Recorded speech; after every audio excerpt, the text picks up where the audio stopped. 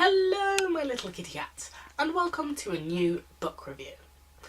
I have decided I want to try a new form of book reviewing by dividing it into categories that I will then kind of talk about, so that all books kind of have the same reference thing. I'm sorry, I have a cold at the moment, so I sound really weird and I feel kind of terrible. This year in February I started a Goodreads account and started documenting which books I'm reading and how quickly I read, because I always thought I read really slowly, but actually I don't read as slowly as I thought. So in February I started documentation, and I started with the last two books in the Infernal Devices series. Now that was February. It is now, let me see, the end of September. So I don't quite remember them as well as I'd like. I probably will do a review of them later when I remember them even less. That makes even less sense. Anyway, I don't really want to upset an entire fandom with my opinion about the Infernal Devices, so I thought I'd start slightly safer with the third book I read this year. Well, strictly speaking, the third, fifth and ninth book I read this year, because I want to do this review about the Selection series from the Selection all the way up to the One. These are the first three books in the Selection series, and these are the ones that still centre around the love story between America and Maxon. And the two, I think, after this are about their daughter and her selection. So I'm gonna review these as a series, and when I read the last two, I will probably review them as a separate series. So I have 6 things I want to review about each book in this new reviewing system. And the very first is story. The Selection is one of those stories which is a bit like Keeping Up with the Kardashians. I'm sorry if I just offended you, but it's kind of like reality TV, and maybe Keeping Up with the Kardashians is not the best example, but I don't watch any reality TV. I read books like this instead. It's one of those stories that isn't greatly executed, isn't very exciting, or I don't know, it's, when you hear about it, it's not immensely interesting either. But when you read it, you kind of get into the flow and you can understand why people like it, and it's enjoyable enough to keep you interested so that you read it. It's not one of my favourite stories, but it's definitely not bad, and I can totally understand if you really love this book.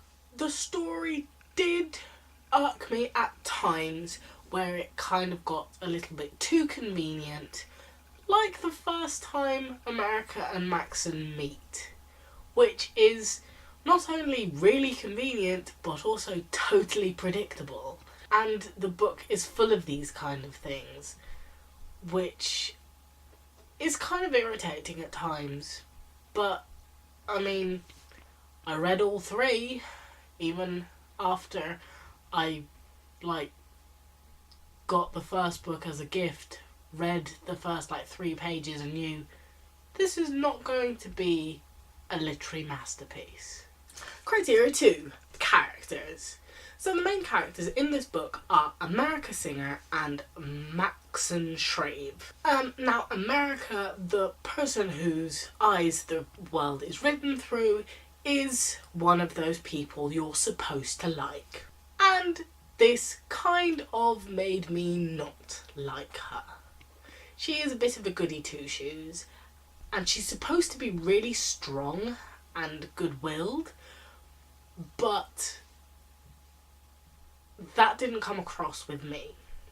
She came across as someone who is slightly unstable, someone who is very indecisive, and someone who's just really, really irritating. If America was an actual person, I would not be friends with her, because seriously, I'd want to strangle her. But then I think of my actual friends, and I probably want to strangle most of them most of the time as well. And the fact that they're all utterly bonkers. What does that say about me? She's one of those people who we know is supposed to be good and is supposed to fight for what is right and is supposed to be quite intelligent. Now, these things result in her doing things that aren't intelligent and are outright stupid, which makes me doubt not only her intelligence but her blooming sanity. There were times I seriously wanted to tear America out of the book and punch her in the face. But you can't do that, so sometimes I wonder if I'm a sadist. So that's America. Not my favourite, not the worst literary character. Then there's Maxon Shreve, and he is a prince, basically. He's what a prince is supposed to be, I guess, in these kind of things. It's kind of hard. He's like quite stoic and he can be quite guarded, but he's really kind and he's got a good heart and he doesn't know what's going on in his country, but when he does, he wants to help and fix it. And yeah, so I'm not quite sure what I think of Maxon, because he doesn't seem to be much else than America's expectations of him. And I don't think we ever really meet him as a person who's not either something America wants him to be, something America expects him to be, or completely in love with her. Oh, and then there's Aspen, the third character in this series, the old love from home, which, oh my god, there's a blooming go away flying things. Ugh. Then there's Aspen, the third main character, sort of, in this book. And the old love America has from home, who suddenly appears in the palace, and oh my god, he's a guard, and he's become all buff, and oh, such a heartthrob, and seriously. Again, it's kind of what he's supposed to be, and not what he is. He's not his own character, he's what you'd expect from such a character. Like, I even forgot about him when I was listing the characters I wanted to talk about, because he's quite forgettable, and there's not much to him apart from that he really cares about America, and she can't decide who she wants to hook up with in the end, and she keeps him around and doesn't give herself 100% to Maxon, because what if Maxon doesn't choose her, and what will she have left to go back to if she's thrown out of the palace? So better keep Aspen around just in case, because, I mean, she cares for him enough to eventually marry him and have his children if need be. Which is a really selfish way of thinking, but a way a lot of people think, so, I mean, that's not the problem. But, yeah, the characters are quite bland, they're quite two-dimensional, and their interactions are so frustrating. They're the thing I hated most about this book, because people don't fucking communicate. I'm not sure if we needed subtitles for that. I'm not sure if I needed subtitles for that. I'm not sure if when I finally do get to editing this, I can understand what I just said and put the subtitles in. Not even sure if that's the right way you read subtitles. Probably for you it is. For me it's not. I'm confused. Anyway, what was I saying? I'm so confused. Right, yes. They don't communicate. What is wrong with these characters? Why can't they say what they're feeling, what they're thinking, and flipping get it all over with? I swear, if these characters sat down and had a proper talk, and I mean a proper talk, where they don't dance around the subject, they don't suddenly start talking about something else, they don't all get frustrated with each other and just storm off or be emotionally manipulative, this 3-book series, which isn't a complete series, would be like a book and a half. Flipping heck. Gosh. Well, that was that. Up to the next point. 3. We're only on 3? Seriously? My goodness, this is going way too slowly. General feel of the story, plot points and plot devices. / plot points and plot devices. Or all in one. Who knows? Who cares? For me, this story was a bit like when you're channel hopping and you come across something on MTV or TLC where you're like, this is really bad and I shouldn't be watching it, but I'm really entertained, so I really enjoyed it, even though my head was going like, this is utter blooming bleh. I shouldn't be enjoying it, yet I am. So maybe I should be enjoying it. Maybe I should just let go of everything, all my prejudices and all that, and just enjoy what I enjoy. Maybe. Huh. What a way to think of things. Not how the world works. So then often I put it down at a point where I was like really frustrated with one of the characters, or both of them being Maxon and America. Or Maxon and Aspen. I mean, America and Aspen. Probably just America. Anyway, I'd sometimes put it down when I was really frustrated with the characters, or a conversation the characters had, or something, and then find myself thinking about it and being curious about what happens next. It's one of those stories that is very predictable, so you know immediately from the moment you pick up the first book and read like the first 2 pages, you know, okay, this is going to contain some spoilers, by the way, so click away now and all that, or silence it and I will let you know by something on the screen when the spoilers are over. Okay, spoilers. When you read the first few pages, you know a few things. 1, America is going to be chosen for the selection. It's called The Selection. Seriously. I mean, she's going to be chosen.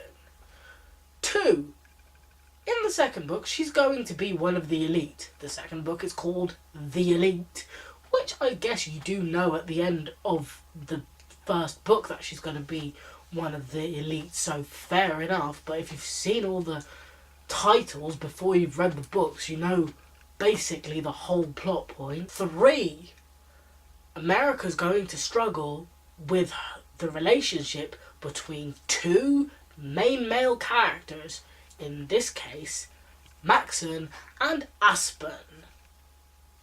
3, she is going to be faced with many, many difficulties, but in the end, she will be crowned queen.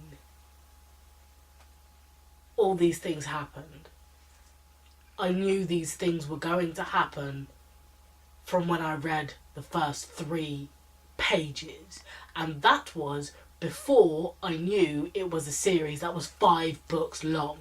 I got the first book and I knew it was going to be a series because it's YA, seriously, come on, and it's not contemporary. So I knew it was going to be a series and I knew she was going to end up as queen before I knew anything else about the story.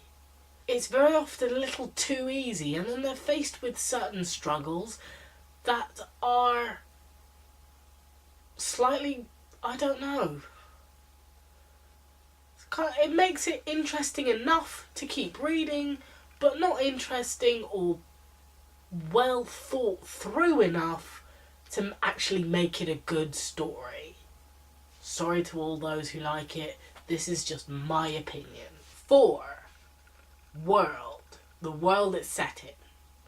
So this is set in a kind of future after we've had a World War III. In the second book, we get a sort of history lesson where you kind of see how it fits into our world and our universe, because it is set in this universe just a few thousand years in the future, and we then learn how things are kind of, how they've developed in our world to become this world. It's set in a country that used to be America, which is now called Aaliyah, and there's kind of things that you might recognise from our world, but not quite, and you're like, what does it really matter?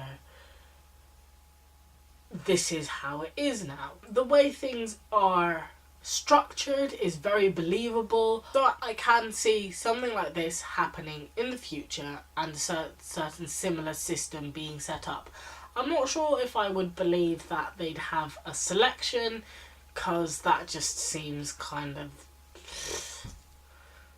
just opens the door to a lot of problems rather than a lot of solutions. But who knows, it could happen. Maybe this is just exactly what happens in the future, and Kiera Cass is a time traveller who's seen it all and is just writing down what she's experienced. Who the bloomin' heck knows? So it's believable enough, but not exactly interesting enough that I'm like, ooh, let me find out how this world is structured and what exactly happens. It was interesting to have the history lesson of how it fits into our time and everything, but I wouldn't have cared if I hadn't have had that information. So it's good enough, solid enough, but nothing more than that. So the penultimate point of this new style of review is writing style. The writing style was simple, it wasn't exactly captivating, it wasn't exactly good writing, but it wasn't bad that I hated it, and it wasn't done in such a way that it hindered the story, and it was enough to keep me reading. If I'd hated the writing style, I would not have read 3 of the books. And I think, personally, the writing style is a little bit lacking.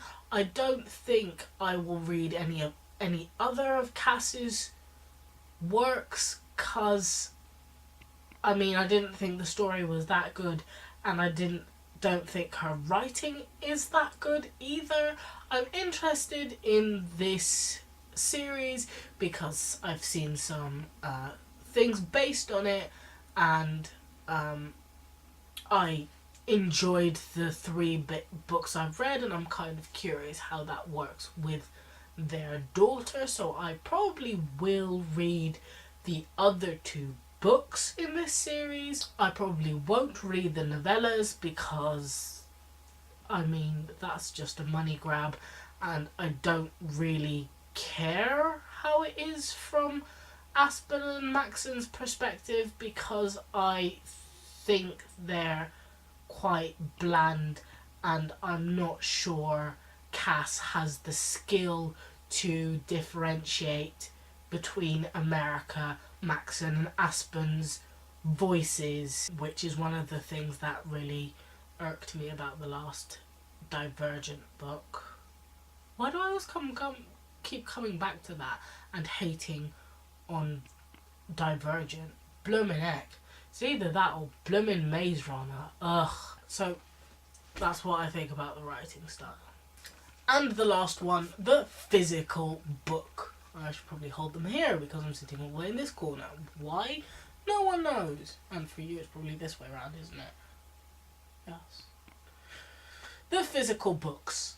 I am studying, so I have little to no money, and still I want to be buying books. So the first one was a gift, and the second and third I got at a discount, which means that the second book is actually ever so slightly taller than the other two books. I can't show you now because I have no idea where the second book is, but yes, it's slightly taller than these two. These two are very nicely the same size. Very, very nicely. But the second one had to be slightly taller.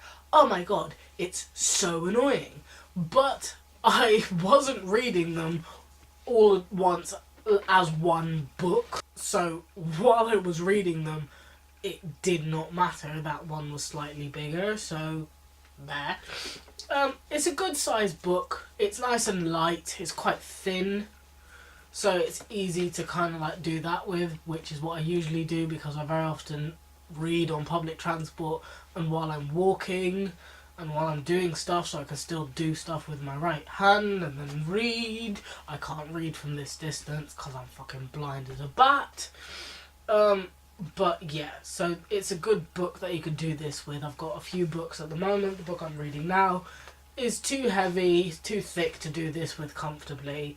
So then my pinky gets really, really tired really quickly, which is really annoying, but I just have to wait till I get a bit further into the book and then everything will be okay.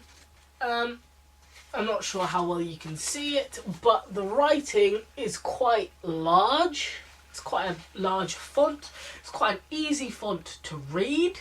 But it's like, kind of, why does the writing need to be this big for a book, this thin? I'm like, yeah, I don't know. That's something that kind of, I just noticed that quite large font. I mean, it's not extremely large, it's not like, what are you doing, I can carry all this weight around just doing how letters this big. It's not quite that extreme, but yeah, I'm like, I can read, I'm an adult, most people read, aren't, but still, letters don't have to be that big. Well, it's fine, makes it easy to read on transport. This is definitely a book for young people who aren't quite sure of if they like reading or not, like little girls and stuff, and also because it's quite light and thin, compact, and the letters being slightly bigger is very good for people who are starting off. But I mean, okay, I can feel my brain kind of dissolving into snot right now, so I'm gonna leave it at that. I did really enjoy this series, so I'm definitely not slandering anybody who loves this. I'm saying I enjoyed it, I didn't love it. It's well enough. If you love this book, that's great for you. Please leave your thoughts on this book in the comment section and I will read them and I will like react to them, and maybe we'll have like this huge troll fight on the internet in all caps, and maybe we'll be like, ah, cool. Why do we sound Canadian? Why is that a racial and offensive stereotype? Gosh, I feel like a racist. With that, I'm going to sign off, maybe get some sleep, and like let my brain slowly drip through my nose in snot form. So keep purring.